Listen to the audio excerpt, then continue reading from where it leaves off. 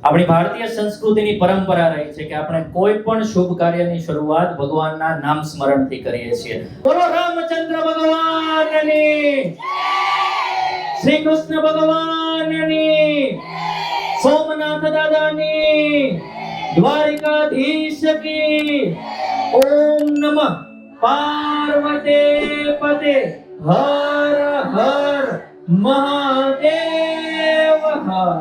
એકવાર જોરદાર તાળીઓ તમારા માટે થઈ જાય.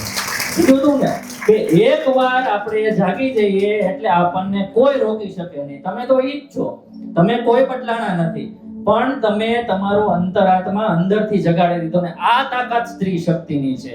અને આપ સર્વને જોઈને મને અત્યારે મહાભારતનો એક સુંદર મજાનો શ્લોક યાદ આવે કે યદા યદા હિ ધર્મસ્ય ગ્લાનિર્ભવતિ ભારત અભ્યુત્થાન ધર્મસ્ય તદાત્માનં સૃજામ્યહમ પવિત્રાણાય સાધુનામ વિનાશાય ચ દુષ્કૃતામ ધર્મ સંસ્થાપનાર્થાય સંભવામી યુગે યુગે. આ શ્લોક શું કહે છે કે જ્યારે પૃથ્વી પર અધર્મ વધી જાય છે, જ્યારે પૃથ્વી પર અધર્મ વધી જાય છે ત્યારે ધર્મની સ્થાપના કરવા માટે થઈને ભગવાન અવતાર ધારણ કરે છે. અને ભગવાનને અવતાર ધારણ કરવા પણ આ સ્ત્રી શક્તિની જરૂર પડે છે અને માતા થકી જ આ ભગવાન પણ અવતાર ધારણ કરી શકે છે. સ્ત્રી શક્તિનું જીવન તમે સૌ ઉદાહરણ છો. ત્યારે ફરી એકવાર આપ સૌ મારી માતા બહેનોના ચરણોમાં હું અત્યારે વંદન કરું છું, મારી બહેનોના ચરણોમાં વંદન કરું છું. ઉંમરમાં નાનો છું આપ સર્વથી, પણ આજે કંઈક હું તમારામાંથી શીખું, કંઈક તમે મારામાંથી શીખો, એના માટે થઈને આપણે ખૂબ સુંદર રીતે આજે આપણે ભેગા થયા છીએ. આજે આપણે વાત કરવાના છીએ આપણા સમાજની કડવી વાસ્તવિકતાની. આજે વાત કરવાના છીએ સમાજના દરેક દૂષણોની. ઘણાયને શબ્દો કડવા લાગશે. શું કહું છું તમને? ઘણાયને મારા શબ્દો કડવા લાગશે, પણ એ શબ્દો સાચા હશે. અને મારા જે શબ્દો છે, હું જે ઘટના અહીંયાથી કહું છું, એ આપણા સમાજનું એક પ્રતિબિંબ તમને કહેવાનો હું પ્રયાસ કરું છું. એટલે કોઈ પોતાનું પર્સનલ ન લઈ લેવું કે આપણા ઘરની વાત કરે છે કે આ વાત કરે છે, પણ સમાજની અંદર અત્યારે જે વસ્તુ આપણને જોવા મળે છે એની અહીંયાથી આપણે વાત કરશું. આપણે દીકરી વિશે વાત કરશું, આપણે પત્ની વિશે વાત કરશું, આપણે સ્ત્રી શક્તિ વિશે વાત કરશું, શિવાજી મહારાજ વિશે વાત કરશું, આપણે મહાભારતના શ્લોકો સાંખ્ય વિશે વાત કરશું, અને આપણી તમામ ધાર્મિક રૂઢિ અને આપણી પરંપરાઓ વિશે આપણે વાત કરશું. આપણને જોઈને હવે એક સંસ્કૃતની સરસ મજાની મને રુચા યાદ આવે છે કે પ્રયત્ન કદાપી વ્યર્થ ન ભવતિ. એટલે કે પ્રયત્ન ક્યારેય વ્યર્થ જતો નથી. અને એક પ્રયત્ન હિનાબેને કર્યો ને એ પ્રયત્નના કારણે આજે તમે સૌ ભેગા થયા છો. એના માટે થઈને એકવાર જોરદાર તાળીઓ તમારા આયોજક મંડળ જેમણે પણ આપનું ખૂબ સુંદર આયોજન કર્યું છે એ તમામ માટે થઈને અભિવાદન કરું છું. કે સૌથી પહેલા વાત કરવી છે સ્ત્રી શક્તિની, કે કેવી તાકાત છે સ્ત્રી શક્તિની અંદર. કે પુરુષનું તમામ કામ સ્ત્રી કરી શકે છે, પણ સ્ત્રીના તમામ કામ પુરુષ કરી શકતા નથી. જેમ કે પુરુષનું કામ શું છે? પુરુષનું કામ છે ઘર ચલાવવાનું, પૈસા કમાવાનું, દીકરા દીકરીનો એજ્યુકેશનનો ખર્ચ ઉપાડવાનો અને ઘરના પરિવારના સભ્યોનું પેટ ભરવાનું. સ્ત્રીનું કામ શું છે? ઘરને બનાવવાનું, ઘરને મંદિર બનાવવાનું. એ કામ તમારું છે. કારણ કે પુરુષ તો ઈંટના ચણતરથી મકાન બનાવે છે. એ મકાનને ઘર અને ઘરને મંદિર આ સ્ત્રી શક્તિ બનાવે છે. એની વગર આ ઘર મંદિર શક્ય નથી. હવે પુરુષો, હવે ઘણીવાર કેવું થતું હોય કે પુરુષનું એક્સિડન્ટ થયેલું હોય, પેરાલિસિસ થયું, અત્યારે તો ઘણી બધી બીમારીઓ આવી ગઈ છે, એટલે બિચારા ખાટલા વશ થઈ ગયા હોય, પથારી વશ થઈ ગયા હોય, અથવા તો આ આધુનિક યુગની અંદર જે સ્કિલ હોય, પેલા કેવું હતું કે હીરા ઉદ્યોગ એટલે આમ બહુ સારું ગણાતું કે હીરાની અંદર હોય કે ચાલો દીકરી આપણે એમને આપી દો, ખેતીવાડી પણ સારું હોય. પણ હવે સમય જોતા હીરા અને ટેક્સટાઇલ ઉદ્યોગ અત્યારે એકદમ મંદ પડ્યો છે, એકદમ ધીમી ગતિએ ચાલ્યો છે. અને આ મોડર્ન જમાનામાં ઘણીવાર બીજી અન્ય સ્કિલ ન હોવાના કારણે ઘણીવાર બેરોજગારીનો સામનો આખા ઘર અને પરિવારને કરવો પડતો હોય છે. ત્યારે સ્ત્રી શું કરે છે? હારોહાર ઘર ચલાવવા માટે થઈને ધાગા દોરાનું કટિંગ કરે છે, ઘરેથી કુર્તીઓનું વેચાણ કરે છે, સાડીનું વેચાણ કરે છે, અને પુરુષને કંધે કંધો મિલાવીને સફળ થવાનું આયોજન આ સ્ત્રી કરે છે. કોણ છો તમે? મને યાદ આવે જૂની એ વાતો, કારણ કે મેં મારા નજરે આ નિહાળેલી છે. કે હું જ્યારે નાનો હતો ત્યારે ભાવનગરથી હું બિલોંગ કરું છું, એટલે ત્યાં નજીક જ ગામ છે, એટલે ત્યાં દિવાળી પર ને બધે જતા હોય, એટલે મેં મારી નજરે જોયું છે કે સવારે 5 વાગે, એટલે અહીંયા જે વડીલો બેઠા છે ને એ બાની ઉંમરના, અને તમે સૌ કોઈ સવારે 5 વાગે જાગે. 5 વાગે જાગીને દાદા જાગી ગયા હોય એટલે દાદા માટે ચા બનાવે ને દાદા ચા પીને ખેતર તરફ જાય. પછી બા અને બધા ભેગા થઈને ઘરનું ટિફિન બનાવે, ભાતું બનાવે બપોરે જમવા માટે થઈને, અને પછી ઘરનું બધું જ કામ કરીને પછી ત્યારે કાચા રસ્તા હતા, ત્યારે વાહનની કેવી કોઈ સુવિધા નહોતી, એટલે માથે ભાથું મૂકીને એ શિયાળાની કડકડતી ઠંડી હોય કે પછી ઉનાળો હોય કે કોઈ પણ ઋતુ હોય, કોઈ પણ જાતની પરવા કર્યા વગર, અને પગમાં પાછા છે ને બાટાના ચપ્પલ ન હોય, ફાટી ગયેલા સ્લીપર હોય કે જેનું તળિયું નીકળી ગયેલું હોય, અને કાંટો વાગે ને તો ત્યાંથી હોમરો નીકળી જાય, એટલે કેવા પૂરતું એક પડ હોય, કેવા પૂરતું એક પાતળી પરતની રેખા હોય, આવી ગરીબીમાંથી આપણું ઘર પસાર થતું હોય. એ માથે ભાથું મૂકીને એ કપચે વાગતી હોય, પગનો કાચો રસ્તો હોય, સાઈડમાં ક્યારેક કાંટા કે બાવળા આવી ગયા હોય, સવારે અંધારામાં જવાનું થતું હોય, એવી પીડાઓ વેઠીને એ ખેતર પહોંચે. ખેતર પહોંચીને ભાથું કોઈ લીમડો હોય કે આપણો કૂવો હોય ત્યાં મૂકે, અને જે આપણી વાડીની અંદર કપાસ કે માંડવી કે જે પણ કાંઈ પાકો કર્યા હોય એટલે મહેનત કરવા લાગી જાય. સવારે 5 વાગ્યાના જાગ્યા હોય, ભાથું બનાવે, રસ્તેથી ચાલીને આવે, માથેથી ભાથું મૂકીને પછી મજૂરી કરે, કારણ કે એને જોબ ન કહેવાય, એને મજૂરી કહેવાય અત્યારની ભાષામાં. બપોરે 12 વાગે એટલે બધા જ બપોરા કરવા માટે થઈને બેસે. એટલે સૌથી પહેલા એ થાકેલી જે માં હોય ને, એ સૌથી પહેલા ઘરના પુરુષોને પીરસે. એ જમવા નથી બેસતી, જેણે બનાવ્યું છે એ જમવા નથી બેસતી, એ સૌથી પહેલા ઘરના પુરુષોને જમાડે છે. ઘરના પુરુષો જમી લે પછી એને જમવાની શરૂઆત થાય, અને જેમાં પછી પુરુષો આપણો જે ક્યારો હોય એની અંદર જ્યાં છાંયડો આવતો હોય ત્યાં પોતે શરીર લાંબુ કરે, આરામ માટે જાય. અને ત્યારે શું કરે આ સ્ત્રી શક્તિ કે ત્યારે જમીને ઊભા થયા હોય, વાસણ ધોવે ને સમાનામાં થઈ રહે ને ત્યાં પાછું દાદાને અને ઘરના પુરુષોને જાગવાનો સમય થાય એટલે પાછી ચા બનાવવાની, પાછી એમને ચા પીવડાવીને એ બધા કામે ચડે. અને હજી આ માને તો આરામ થયો જ નથી. આ જે સવારે 5 વાગ્યાની માં જાગી છે એને હજી આરામ થયો જ નથી. એ પાછું બધી વસ્તુ સરખી મૂકીને પાછી જે કાળા તડકાની અંદર મજૂરી કરવા લાગે. સાંજે પરોઢ થાય, જેમ પક્ષીઓ સમૂહમાં કિલકિલાટ કરતા પોતાના ઘરે પરત ફરે એ રીતે આખો પરિવાર હળી મળીને ઘરે પરત ફરે. ગાડું હોય તો ગાડામાં બેસીને, અને પાછી જોઈ ગાડાની અંદર જગ્યા ન વધી હોય ને કપાની ગાહડી કે એવું કઈ હોય ને તો પાછી માં છે ને ચાલતી ચાલતી પાછળ આવે, અને ઘરના પુરુષો ત્યાં બેસી ગયા હોય.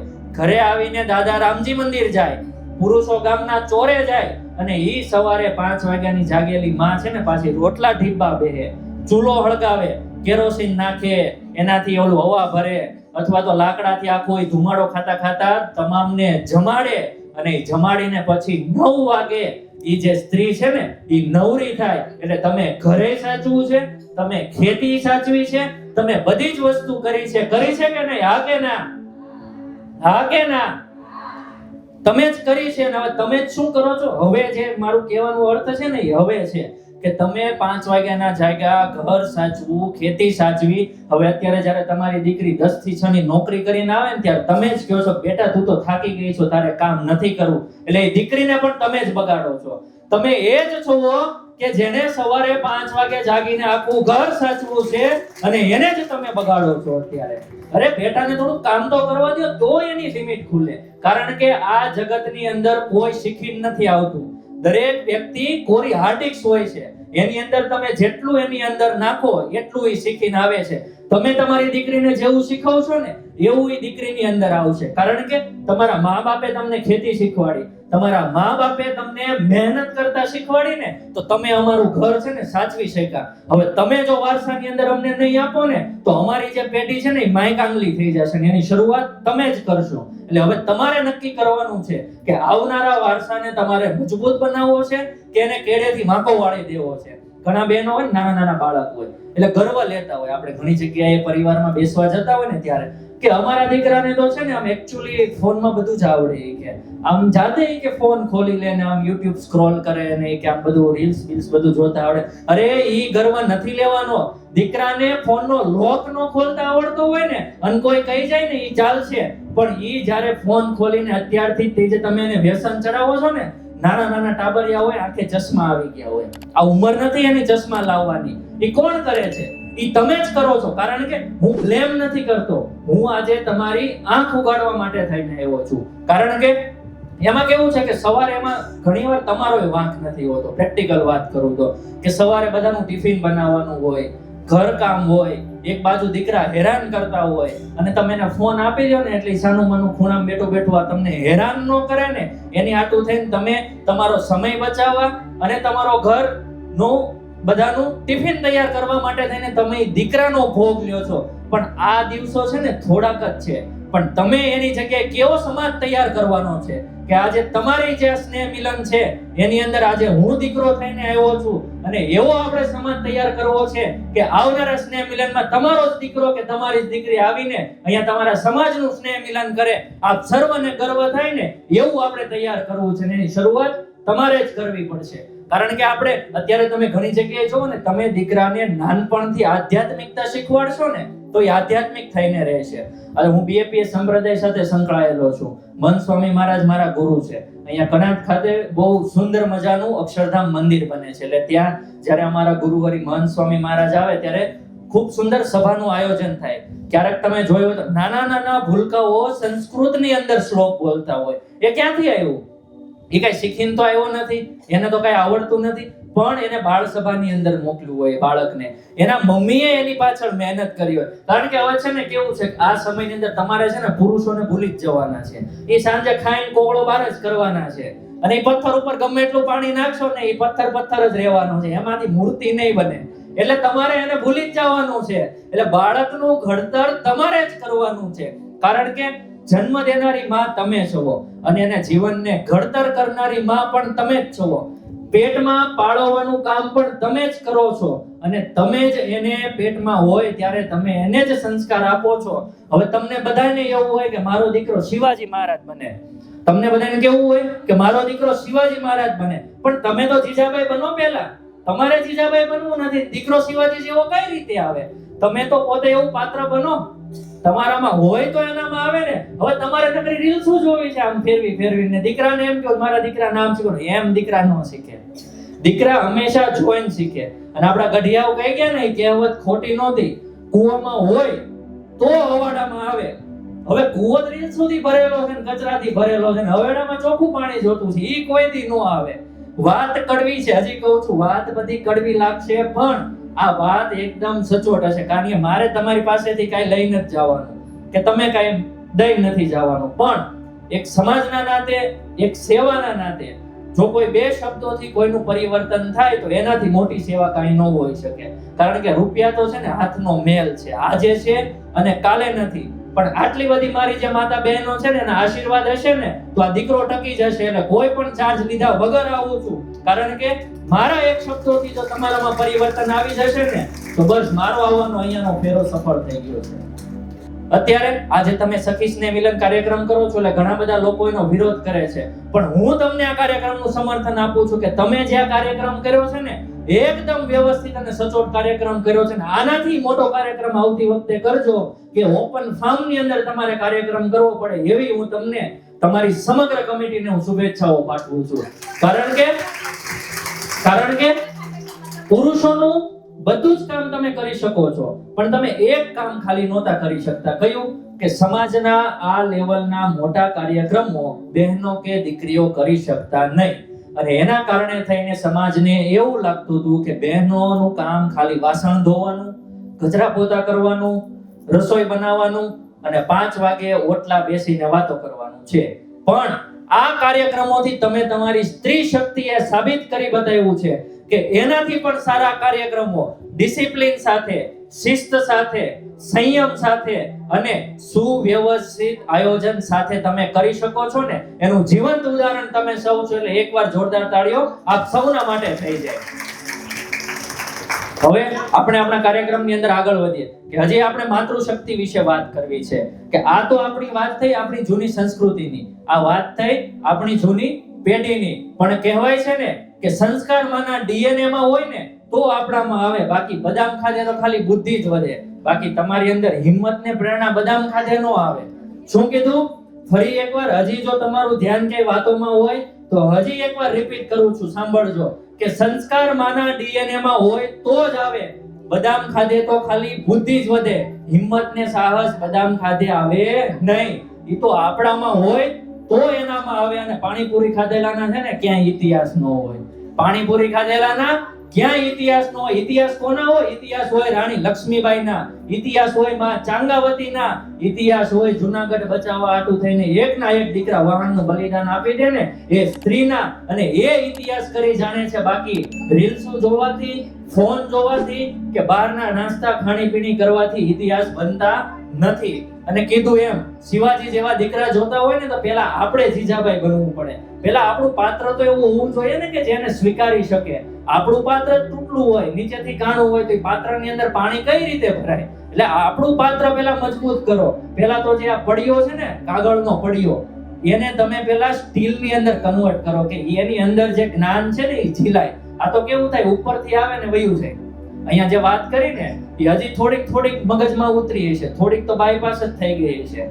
પણ એની એકની એક વાત હું છેલ્લે કહીશ તમને કે આપણે કઈ રીતે રોજ જોડાઈ શકીએ, કઈ રીતે આપણે આવી સુંદર મજાની વાતો સાંભળી શકીએ. એટલે વાત થઈ કે શિવાજી જેવા દીકરાને જન્મ આપવો હોય તો આપણે આપણું પાત્ર એવું કરવું પડે. પણ એવું પાત્ર શેનાથી થાય? વાતું કરે ન થાય. એના માટે થઈને આપણા જે જૂના ગ્રંથો છે એને કાઢીને એને વાંચવા પડે. જે ભગવાન, જે માતાજીની અંદર આસ્થા હોય ને એ જગ્યાએ જઈને નમવું પડે.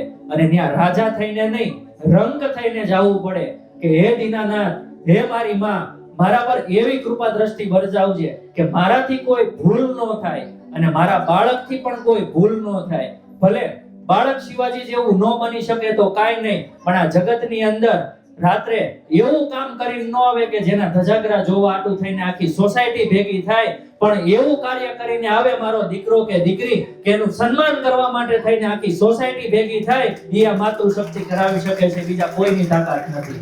અને એક સુંદર મજાની લાઈન આજે આપ સૌને જોઈને મને યાદ આવે છે કે તમારે કેવી સ્ત્રી શક્તિ બનવાનું છે.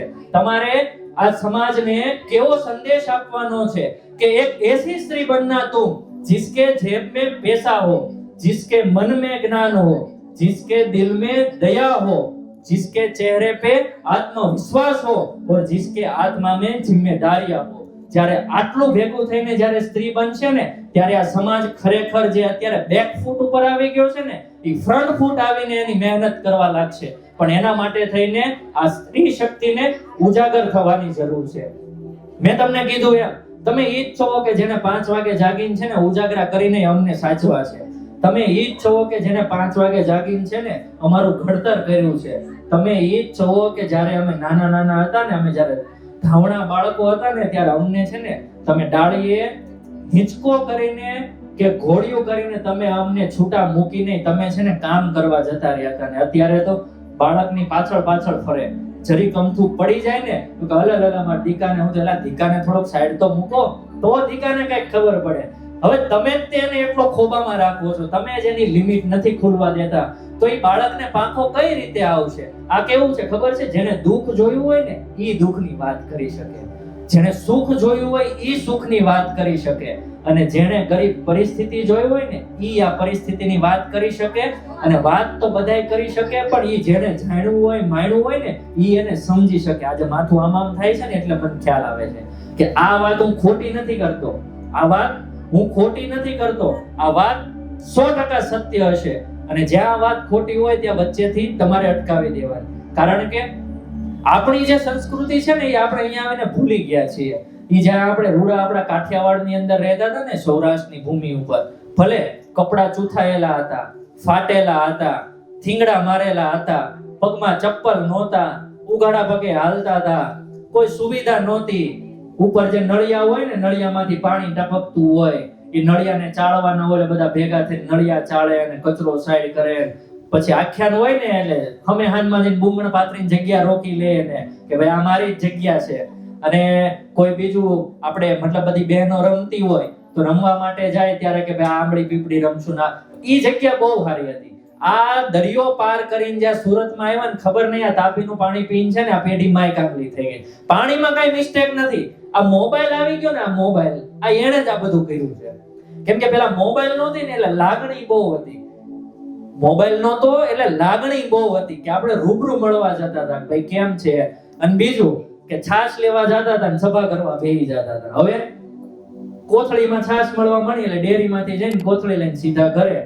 ઈ છાશે ડુપ્લિકેટ, પનીરે ડુપ્લિકેટ અને એ ખાઈને આપણા વિચારે ડુપ્લિકેટ થઈ ગયા. અને તેથી છે ને ખોરાક સારો હતો કે બાજરો એ ઘરનો, ઘી ઘરનું, ગાય ભેંસ જે પણ કાંઈ રાખતા હોય દૂધ ઘરનું, ઘરનું ન હોય તોય બાજુવાળાને લાવો તોય એમાં પાણી ભેળવીને તો નહોતા જ આપતા. એટલી આપણાની અંદર પ્રામાણિકતા હતી, એટલી આપણી અંદર સત્યનિષ્ઠા હતી. પણ અહીંયા આવીને છે ને આ બધું ડુપ્લિકેટ આહાર લઈને છે ને આપણે એ બધું આપણી સંસ્કૃતિ ભૂલી ગયા છીએ. પણ આવા કાર્યક્રમો જે થાય ને, જે તમે બધા ભેગા થાવ છો, પાછા તમારા શૈશવના જે સ્મરણો છે, તમે આજે વાગોળશો કે તમે નાના હતા ત્યારે અહીંયા બધે રમવા જતા ને અહીંયા ભેગા થતા. તો આ જે કાર્યક્રમો થયા છે ને એ ખરેખર બહુ સારા કાર્યક્રમો થયા છે. કારણ કે આનાથી છે ને તમે એકબીજાને મળશો.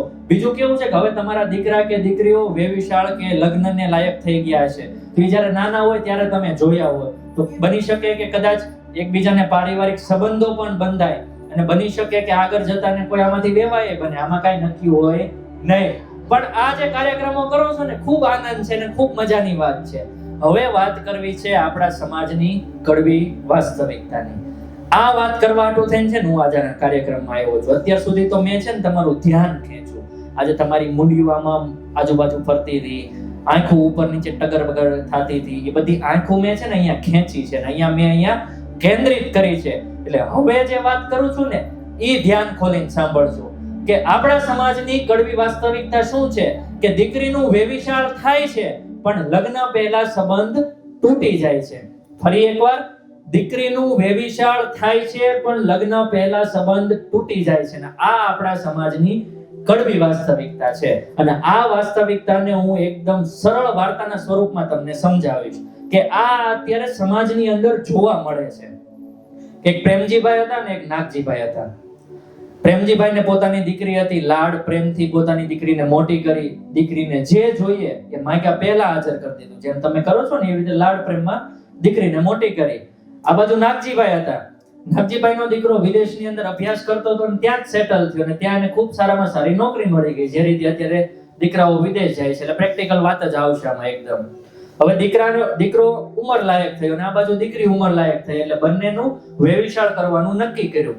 દીકરો વિદેશથી આવ્યો, બંનેનું જોડ નક્કી કરવામાં આવ્યું.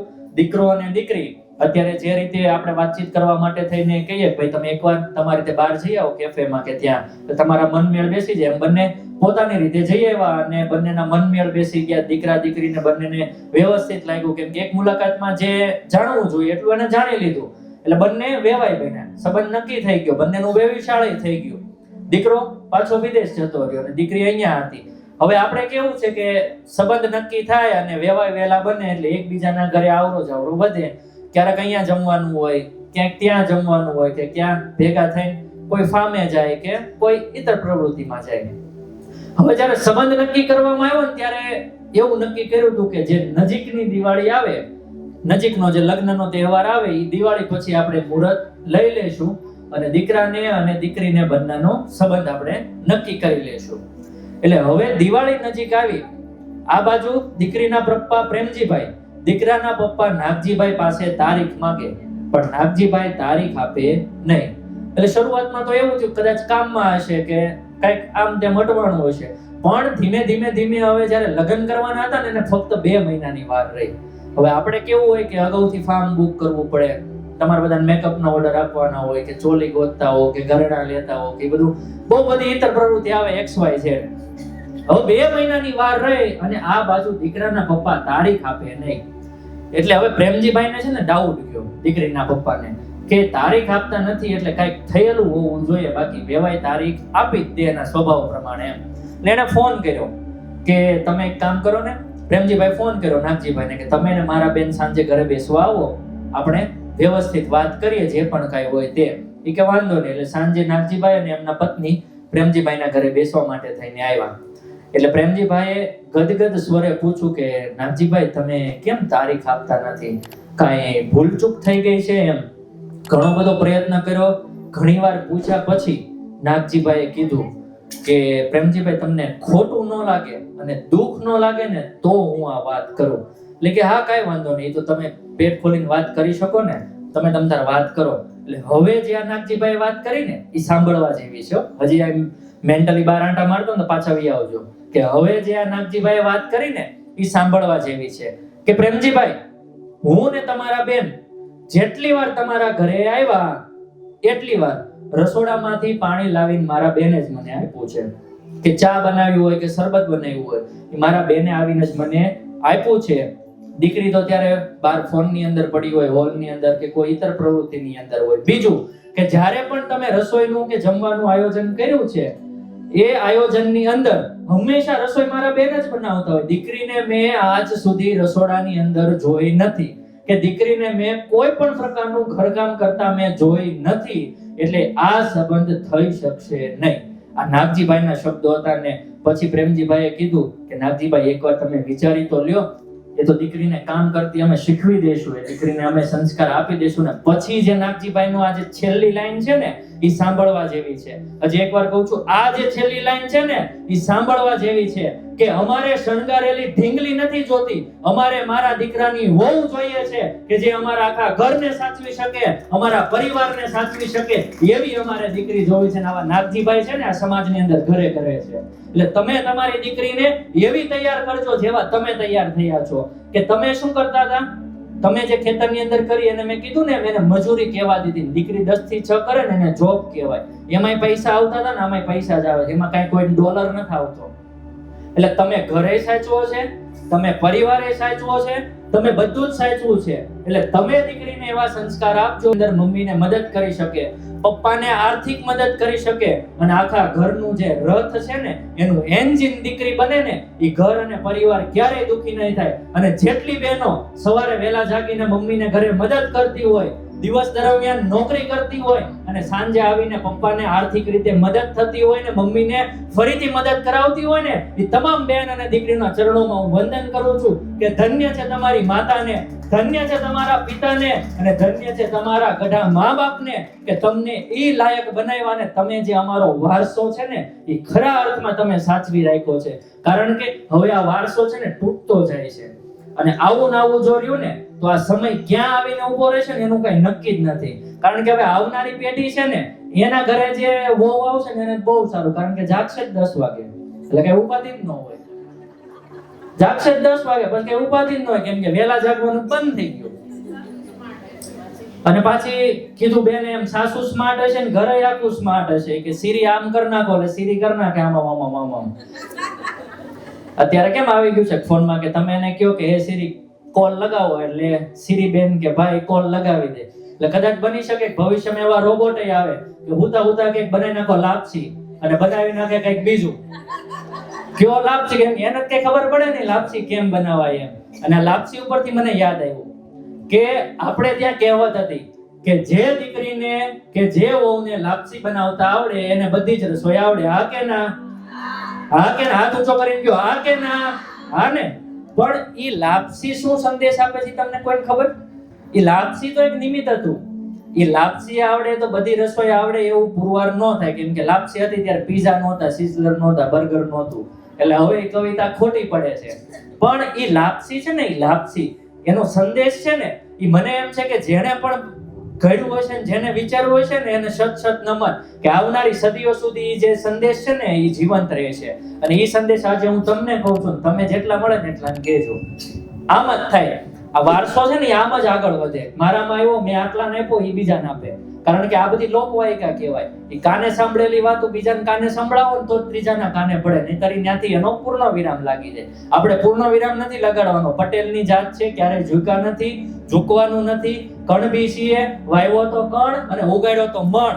ઈ આપણે છે એટલે ઈ વારસો ક્યાંય ભૂલવાનો નથી. એ લાપસી શું શીખવે? લાપસી કેવી હોય તો આપણને ભાવે. એક તો એ તળિયે ચોંટી ન ગઈ હોય તો આપણને ભાવે. બીજું, એ લાપસી ચીકણી ન હોય ને તો આપણને ભાવે. અને ત્રીજું કે ઈ લાપસીની અંદર ઘી નાખો એટલે એનો સ્વાદ ડબલ થઈ જાય ને તો આપણને ભાવે. હા કે ના? બોલો. બરાબર ને? પણ ઈ 3 વસ્તુની પાછળ ઈ ખૂબ સારો સંદેશ આપણને આપવા માંગતા હતા. એ 3 વાતની અંદર ખૂબ સારો સંદેશ આપણને આપવા માંગતા હતા કે ઈ જે પહેલો સંદેશ છે ને કે લાપસી તળિયે ચોંટી ગઈ હોય તો આપણને નો ભાવે. ઈ પહેલો સંદેશ શું શીખવાડે છે કે પતિ અને પત્નીના સંબંધની અંદર ક્યારેય એવી ચિકાસ આવીને તળિયે નો ચોંટી જવું જોઈએ. જેમ તળિયે ચોંટી ગઈ હતી ને એમ પીન નો ચોંટી જવી જોઈએ અને રોજે રોજનું સમાધાન કરી લેવું જોઈએ તો ઈ ઘર ટકે. એટલે ઈ આ લાપસી શીખવાડતી હતી. ઈ પહેલો સંદેશ. બીજો સંદેશ કે લાપસી ચીકણી હોય તો આપણને ભાવે નહીં. એમ એ શું શીખવાડતી હતી કે તમારા જે સાસુ છે એની સાથેના સંબંધો ક્યારેય એવા ચીકણા ન થવા જોઈએ કે એ જે સંબંધો છે ને એ તમને મજા ન આવે, એનો તમને સ્વાદ ન આવે.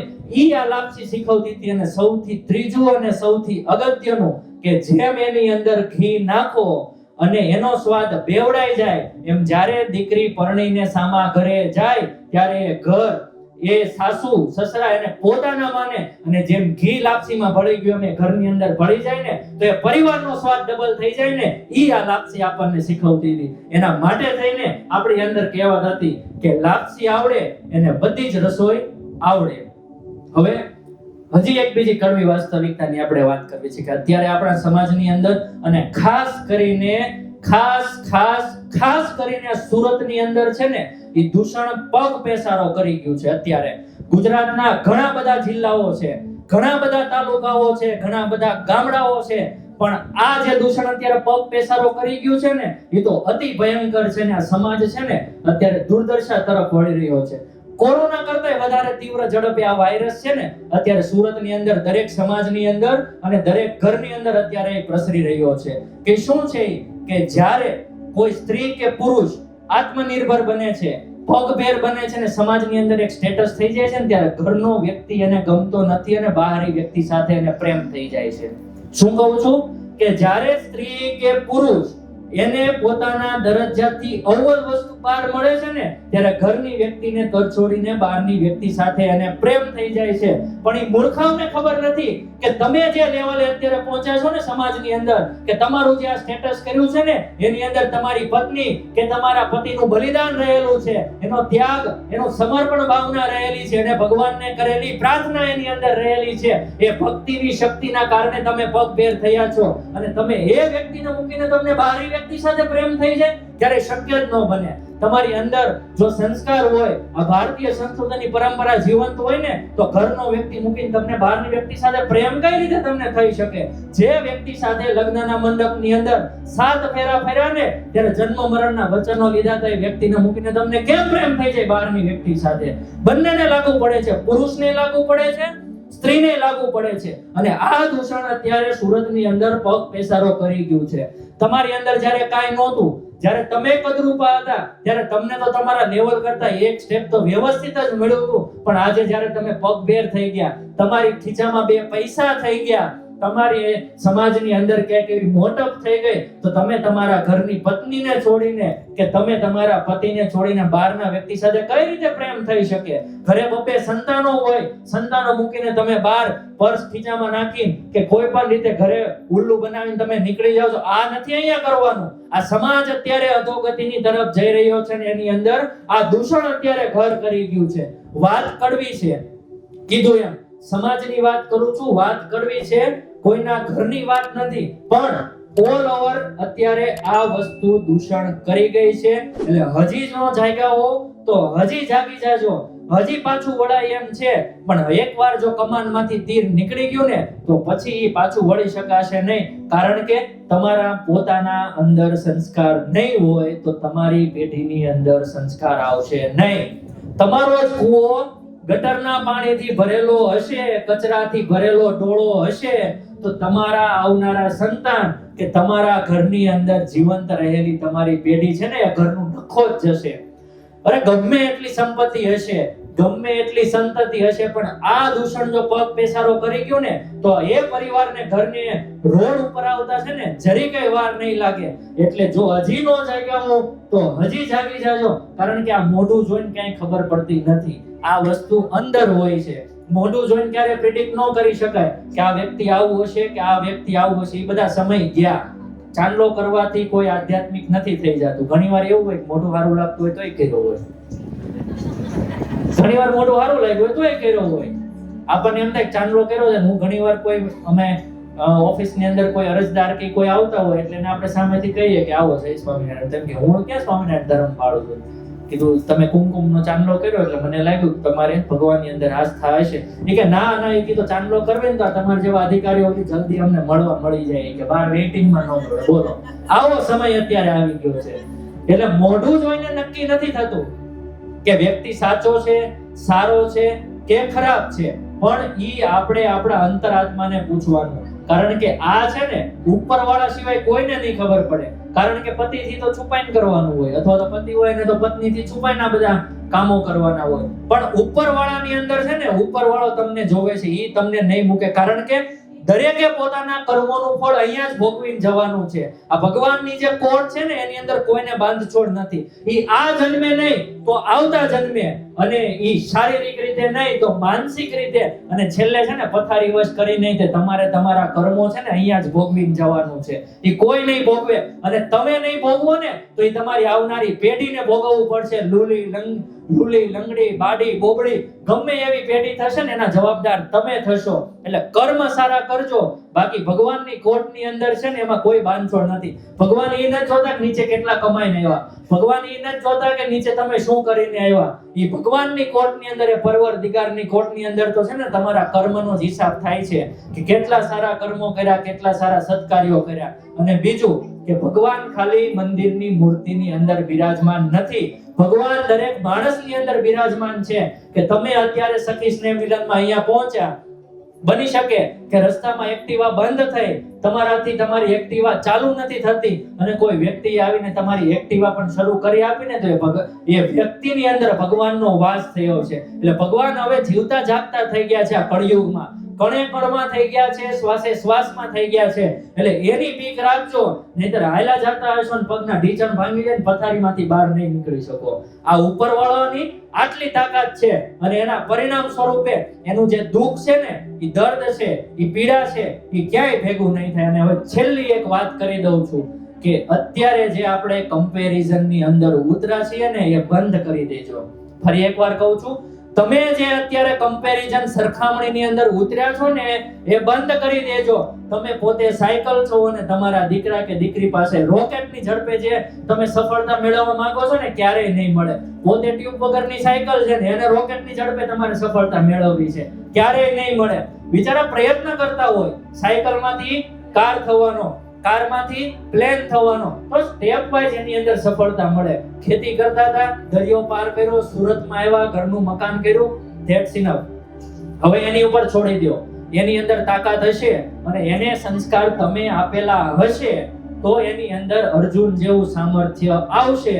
અને દીકરો કે દીકરી અર્જુન જેવા સામર્થ્યવાન થશે ને, તો વહી ગયેલી હસ્તિનાપુરની ગાદી પાછી લઈ આવશે, કુરુક્ષેત્ર જેવા જિંદગીના યુદ્ધ લડી જાણશે, અને ગમે એટલા મોટા મહારથીઓ હશે ને, એક ઝટકે પાડીને બે કટકા કરી નાખશે. પણ એની હાટુ થઈને તમે ગુંતા માતા તો બનો, તો ઈ અર્જુન બને. શિવાજી જેવા દીકરા દીકરી કરવા છે, જીજીબાઈ તો બનો, તો શિવાજી જેવા દીકરા કે દીકરી થશે. એટલે ફોન ને મૂકો, સંસ્કાર આપો, ઘડતર કરો, સમય આપો, અને ઘરવાળાને પોતાના માનીને બીજે બહાર જવાનું બંધ કરો, ઇતર પ્રવૃત્તિ બંધ કરો. પુરુષોને સંદેશ આપવા માંગુ છું કે આ બધી જ વસ્તુ બંધ કરો. અને જે રીતે મેં આગળ કીધું એમ કે પુરુષ ઈંટના ચણતરથી મકાન બનાવે છે, એ મકાનને ઘર અને ઘરને મંદિર આ સ્ત્રી બનાવે છે. એટલે ઘરને મંદિર બનાવજો, પણ એ ઘરને ખંડેર ન કરતા. કારણ કે જન્મ તમારે આપવાનો છે, એને સંસ્કાર તમારે આપવાના છે. એને ભાખલીએ જ્યારે હાલે ને ત્યારે બે પગે પાપા ડગલી, ભલે એમાં પાપા લખાતું હોય પણ એને પાપા ડગલી સાચી તમારે ભરાવવાની છે. કારણ કે એ તમારા ધાવણ પીને એ બાળક મોટું થશે. એટલે તમારા વિચારો, તમારા સંસ્કારો એના લોહીની અંદર સૌથી પહેલા જો માતૃશક્તિની અંદર હશે ને તો જ આવશે. અને આ ઘણી બધી કડવી વાત તમને કરી દીધી, એક છેલ્લે ખૂબ સરસ મીઠી વાત કરી દેવી છે કે તમે બધા જે સ્ત્રી માતા બહેનો છો ને, થોડો પોતાના માટે પણ સમય કાઢજો. તમે એન્જિન નથી કે ડીઝલ નાખ્યું, સેલઅપ માર્યો એટલે ધંધન ધંધન ધંધન કરીને એનું કામ કરવા મળે. અરે મશીનને બંધ કરવું પડે, એને જ્યારે હીટ પકડી જાય ને ત્યારે એને આરામ આપવો પડે. એટલે આજે તમારું સખી સ્નેહ મિલન ગ્રુપ બન્યું હશે ને, તો અવારનવાર ભેગા થજો, સારી સારી વાતો શેર કરજો અને જીવંત રહેજો. કારણ કે આ જિંદગી જીવવાની છે, જીતવાની નથી. ફરી એકવાર, આ જિંદગી આપણે જીવવાની છે, જીતવાની નથી. અને થોડુંક છે ને દ્વારકાધીશ ઉપર મૂકી દેજો. એ ઠાકર તમે માગશો 20 અને એ આપશે 30. ઈ છે આપણો દ્વારિકાધીશ. એટલે ભગવાન ઉપર થોડુંક છોડી દેજો, તમારી જે આ ડૂબતી નૈયા છે ને એને હાલક ડોલક નહીં થવા દે અને સહી સલામત કિનારા સુધી પહોંચાડી દેશે. પણ એના માટે મૂળની અંદર છે આપણી ભાતીગળ સંસ્કૃતિ, આપણા મા બાપે આપેલા સંસ્કારો અને આપણે આપણી પેઢીને આપના જે આવનારા પેઢીને જે આપવાના છે એ સંસ્કારો જો આટલું કરી રહેશું ને તો એક પણ ઘર જે રહ્યું ને એ બાકી નહીં રહે અને જીવનની અંદર બધા જ સાથે મળીને ચાલશું, રાગ દ્વેષ ઈર્ષાને સાઈડ કરીશું અને કમ્પેરિઝન કર્યા વગર પોતાના દીકરા અને દીકરી માટે થઈને એક એન્જિન બનશું ને એને મોટિવેટ કરશું ને તો આ જગતની અંદર હું નથી માનતો કે તમારા દીકરા કે દીકરી ક્યાંય અસફળ થઈ શકે. એને 1000 દિવસ આપજો, 1000 દિવસ એ આપશે ને એની પાછળ તમે છે ને ભગવાનની સામે બેસીને ભક્તિ કરજો, ઈશ્વરને પ્રાર્થના કરજો અને હું તમને ગેરંટી આપું છું કે 1000 દિવસની અંદર તમારો દીકરો કે દીકરી તમને સફળ થઈ બનાવશે અને બની શકે કે અમારી જેમ અધિકારી બનીને આવા કાર્યક્રમો સમાજની અંદર કરતો થઈ જશે. એવી બળ બુદ્ધિ શક્તિ પરમ કૃપાળુ પરમાત્મા તમને મને અહીંયા સાંભળતા સૌ કોઈને આપે એ અભ્યર્થના સાથે જય સ્વામિનારાયણ.